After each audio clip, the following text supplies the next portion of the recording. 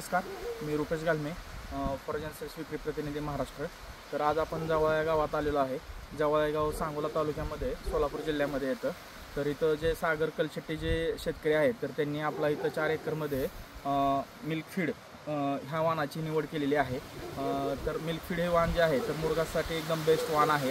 तर तुम्ही इथं पाहू शकता मिल्क फीड ह्या झाडाचं जे मक्याचं जे ताट आहे तर त्या ताटाचा जो स्टंप आहे तर तो स्टंपची तुम्ही क्वालिटी पाहू शकता।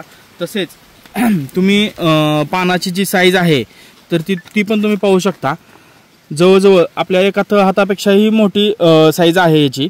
म्हणजे ही जवळजवळ जर विचार केला तर 11 ते 12 इंच ह्याची साईज आहे। आणि दांड्याची पण क्वालिटी बघू शकता तुम्ही, स्टंपची एक नंबर आहे।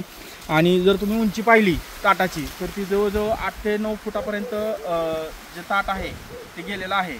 तर सर्व शेतकरी बांधवांना माझी विनंती आहे, जर तुम्हाला मुरघास करायचा असेल किंवा हिरवा चारा जर पाहिजे असेल तर तुम्ही फॉर्जन कंपनीत जे मिल्क फीड येतं तर त्या वाणाची निवड करावी, जेणेकरून तुम्हाला भरपूर मोठ्या प्रमाणात हिरवा चारा किंवा मुरघास भेटेल।